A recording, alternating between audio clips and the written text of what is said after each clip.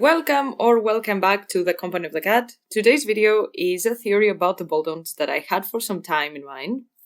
I uploaded it now because I will not upload the one about the Velaryon this weekend because of Christmas, obviously. Also, the hours in the lab are all over the place and I regret every decision I've ever taken since I was 5. About the Boltons though. I think at this point the majority of the fandom agrees that something is off with Roose. But it's quite hard to pinpoint exactly what the heck is going on. The most popular theories I have seen are the Bolton theory. There is only one immortal Bolton patriarch who uses the skin of others, pretty close to what the Faceless Men of Bravos are doing. Others last half of the Roose. Other Roose again is immortal and changes his skin to cover himself. And Vampire Roose drinks blood and changes his skin so he can cover the fact that he is immortal and the same person. If I forget some other major theory out there, tell me in the comments. To be honest, even though most of them have some really good points and I get where they're coming from, still something is off and doesn't fit with the story and the world building. About the Bolton theory, I doubt we have a person that is alive for more than 6,000 years. It's a stretch even for a magical universe. I agree that it makes sense for him to have the vampire elements in the story, but I still find them slightly random to be just that. When, one, we don't know vampires in general in our story. Matt Danielle and Sierra are the closest and still not similar to Roose. And two, all the other classical masters references we have are changed enough to fit this specific universe. Zombies are whites, werewolves are wargs, Frankenstein and monsters, and monster is Qyburn and Robert Strong. All of them have this Martin-esque touch, so if House Bolton represents the vampires in our story, which makes sense, since the trope werewolves versus vampires, Starks versus Bolton, in ASOIAF, is common, but the whole vampire stick should work differently. So here's my contribution to the tinfoil. Roose has some very weird and very specific descriptions from many people. Roose Bolton, Lord of Dreadfort, had a small voice, his eyes were curiously pale, and his look disturbing. He had a plain face, he was beardless, neither plump, thin, nor muscular. His eyes, they were very, very pale, the color of ice. His soft, hairless body, there was an agelessness about him, a stillness. Rage and joy looked much the same. Voice was so soft that men had to strain to hear it. Spoke so softly that men quieted to hear him. Eyes were paler than stone, darker than milk. His voice was spidery soft. His voice was a whisker above a whisper. He also has a very weird smell. Roose Bolton had a sweeter smell to him, yet no more pleasant. And he also was drinking Hippocras in preference to wine or mead and ate but little. This is a cold man, Catelyn realized, not for the first time. I don't think there is any other character that has such a specific description every time he appears in a POV. Every single time people are commenting on his voice, eyes, and choice of drink. And the leeches. Let's not forget the leeches. It is stated over and over again that he drinks Hippocras and spiced a warm wine. And not only that, he is also very specific when he is saying to Arya to not spill a drop. The sweet but off-putting smell is also how Sipsy smells. This sickly sweet odor is often a sign that something is not okay. The dude's weird and he sounds like an animated corpse. He's somewhat close to Coldhands, actually. Coldhands had a face that was very, very pale. Summer did not like the way Coldhands smelled. Dead meat, dried blood, and a faint whiff of rot. And cold all over. He did not breathe, he did not sleep, he did not eat. His voice rattled in his throat, as thin and gaunt as he was. They sound very similar. Thin, soft voices, but not pleasant. And they smell dead. But we know Coldhands is dead. Roose does breathe. I mean, someone would have noticed if he wasn't at all. And he also has kids, so he cannot be like Coldhands exactly. So White is out. And I'm saying it now, the other half of the Roose is also not convincing at all. The other people Roose reminds me of are the warlocks from the House of the Undying. The warlocks are also hairless and their voices are a whisper, as thin as a mouse's whisker, and they were blue and cold. The description is similarly creepy and disturbing, especially the wording regarding the voices. It is the same description almost word for word. He also has similarities with Bloodraven. He is not connected to a tree, but both of them are pale and look dead, yet somehow they're still conscious. And again, the description of the voice is creepy as fuck and almost identical. His voice was so soft that Bran had to strain to hear. And this is where I'm gonna throw out the main idea. I think Roose is doing what the Undying are doing, but instead of shade, he's drinking Weirwood Sap, like the one in the paste Bran ate, that 99% had Jotun's blood too in it. And I know that it sounds weird, but hear me out. He is described very similarly to the Undying, to the point that I cannot get past it. But also, the trees. They both have vampire and dead things going on because neither Roose nor the Weirwood sound immortal, they sound undead. Both are pale, connected to blood, look dead, and people are weirdly uncomfortable around them. They also have a creepy, excruciating silence that follows them, and are described as ageless and still. We don't have other people being described as ageless and still because they are very peculiar words to say for a person. Roose drinks mostly Hippocras and in general hot spiced wine. It is stated all the time that this is his drink of choice. He doesn't drink water that much, and he drinks normal wine and ale, but very sporadically and not because he chose it per se. His taste in drinks is the same as my taste in men.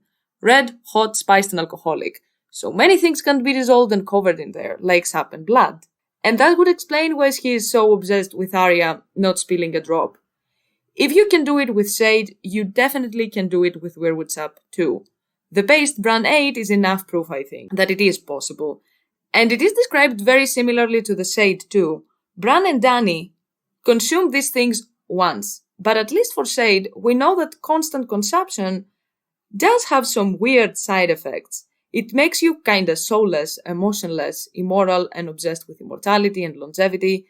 At least this is the case with both Euron and the Warlocks. And Roose is freaking empty as far as emotions go. Roose has no feelings, you see.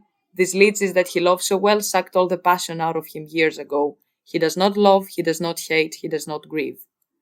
And now that I send Euron, he is the only other person that his drink of choice is mentioned this much. Because, of course it is. It's some weird blue crap that stains. People would notice.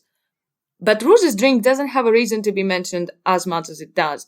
Catelyn is mentioning more than once. Jaime, Theon, Arya. And this is only one problem that shade is causing. The second one is the physical changes. The longer you drink shade, at least, the more corpse-like you look.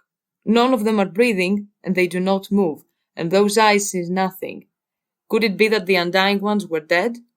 How the eyes are described sounds like they are blind, and blind eyes are pale. I know that their eyes are described as indigo in the same chapter, but if Roose is drinking something, it's not indigo, and the way it is worded gives the picture of blind eyes, and Roose's eyes have the color of blind eyes, pale like two moons. It also is stated that the Undying are not breathing, so they don't have blood circulation, and this is something that Coldhands also does not have. His hands and feet swell up and turn as black as pudding. The rest of him becomes as white as milk. That would explain the constant leeching on his arms and legs and chest, because what the hell does bad blood even mean? And he said to Arya that often leeching is the key to longevity. Like, what the... So I am guessing he removes the blood before it turns black or something similar.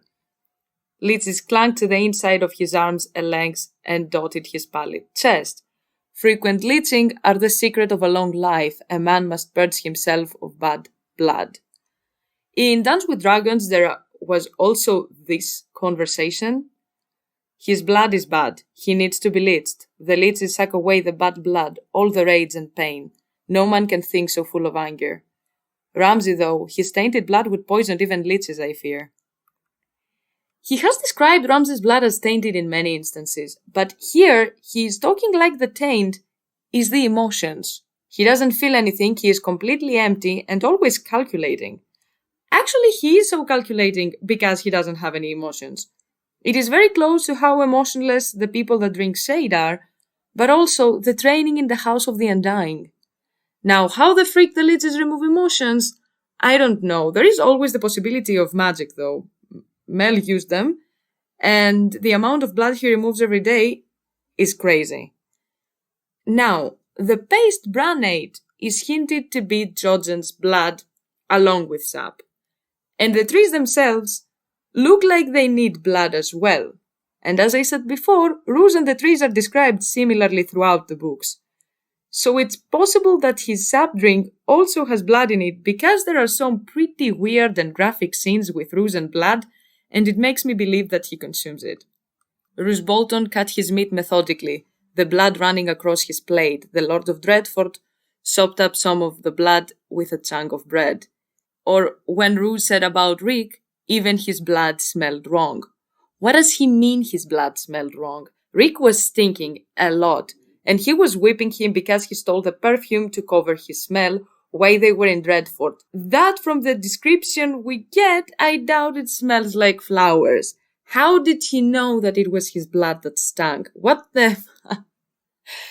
Additionally, the Undying seemed like they wanted to drink Dany's blood too and bite her. Teeth found the soft skin of her throat, a mouth descend on one eye, licking, sucking, biting. They also had a corrupted indigo heart in the middle of the chamber that I don't think was like that from the start. So I really believe that Roose is consuming blood. He seems like very eloquent and knowledgeable gentleman on the matter to not be a creep that drinks it. As I said, the removing the emotions thingy sounds a lot like the training in the House of Black and White, and they have another big similarity: skinning. This technique sounds similar to the one the Faceless Men use. We even have quotes like Roose Bolton's own face was a pale grey mask with 2 chips of dirty eyes where his eyes should be. The Boltons have always been as cruel as they were cunning, but this one seemed a beast in human skin. Though past 40, was as yet unwrinkled, with scars aligned to tell the passage of time.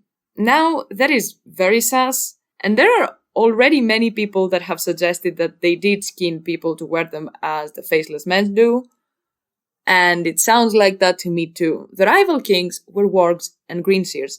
Imagine if you could have the immortality, longevity that a greenseer has, along with other pros I'm guessing, but without being tied to a tree. Because this is what the Undying tried to do, stay alive and powerful forever.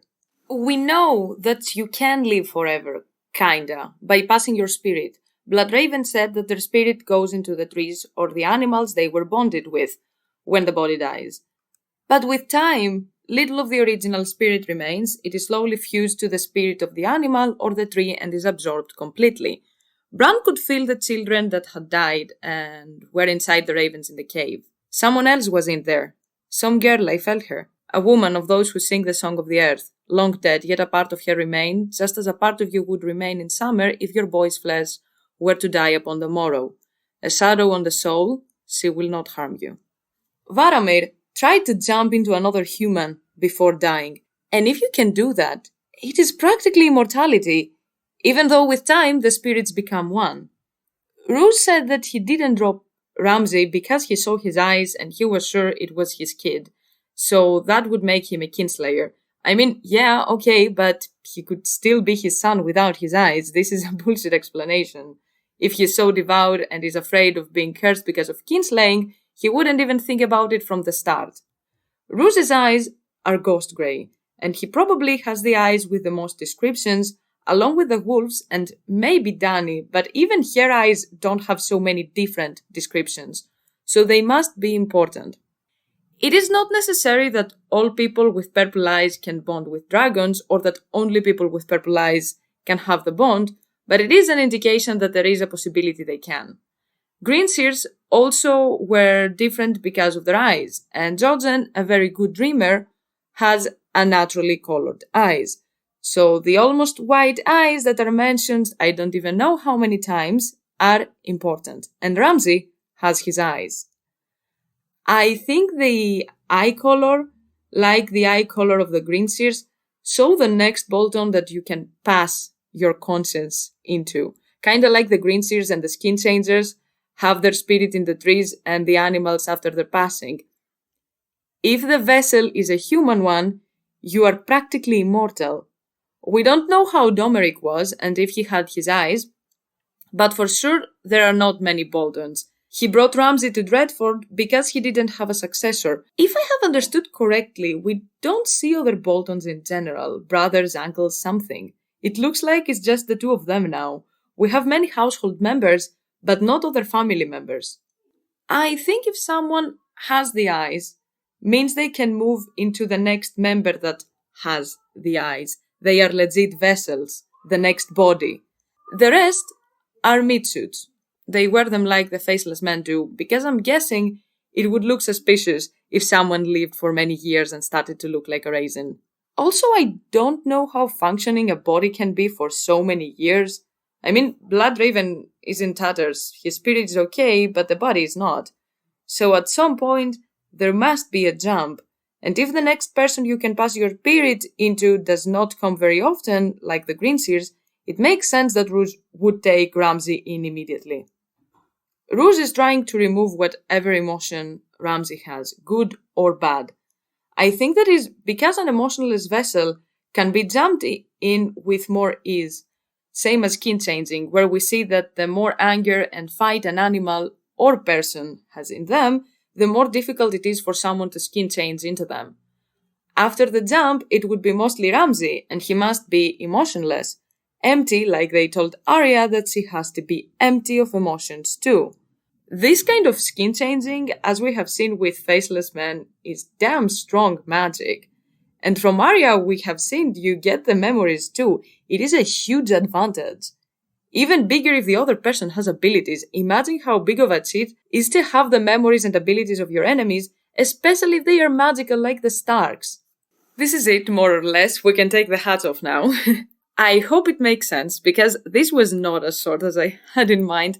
I had already the script ready, and I thought it was not as long, but oh well. Anyway, if you stuck till the end, thanks a lot for tuning in, and if you enjoyed it, press a like and subscribe to the channel. Happy holidays everyone, and have fun! Bye!